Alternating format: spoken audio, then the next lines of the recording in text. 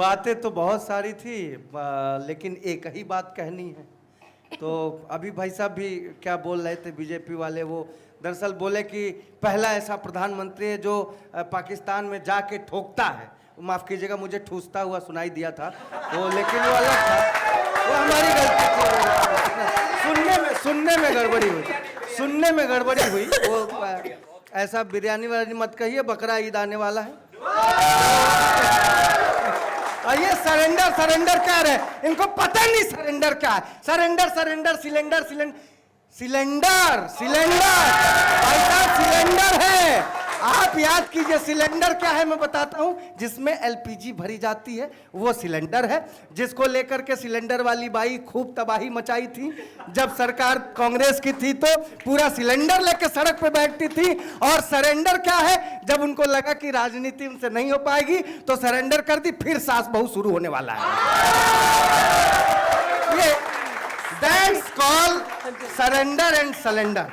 सुनिएगा, और ये लोग कुछ पूछने पे कहते हैं देश का अपमान कर दिया। हद है यार, हम आपसे ज्यादा देशभक्त हैं, हमें पता है सेना का सम्मान, हमारे देश का सम्मान आपसे ज्यादा करना हमें आता है। हम खुद अपने अंदर हिंदुस्तान को लेकर के चलने वाले लोग हैं। आप देशभक्त हैं और आप कह रहे देश का ऐसे कैसे अपमान हो जाएगा। भाई साहब से मैं कुछ पूछूं तो देश का अपमान हो जाएगा। हद है भैया। एक छंद सुनिए। सैनिकों के शौर्य पर कोई संदेह नहीं, सैनिकों के शौर्य पर कोई संदेह नहीं। नेताओं का उल्टा बयान कैसे हो गया, आप ही अकेले देशभक्त और कोई नहीं। आप ही अकेले देशभक्त और कोई नहीं। इस कदर आपको गुमान कैसे हो गया, इस कदर आपको गुमान कैसे हो गया, समस्या है। इस कदर आपको गुमान कैसे हो गया। आप जितनी देशभक्ति तो हमारी भी है, आप जितनी देशभक्ति तो हमारी भी है, आपका इरादा आसमान कैसे हो गया।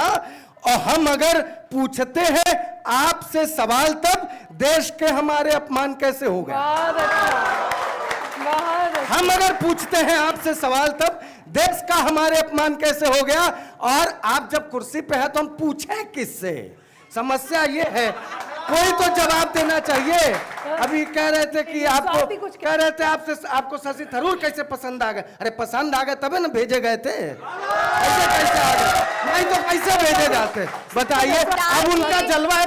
बस दो लाइन बची है। स्वाति जी, आपको शशि थरूर जी की कसम, बस 2 लाइन आखिरी पंक्तियां दे रहा हूं, सुनिएगा कि छेद वाली नाव को खेना पड़ेगा आपको।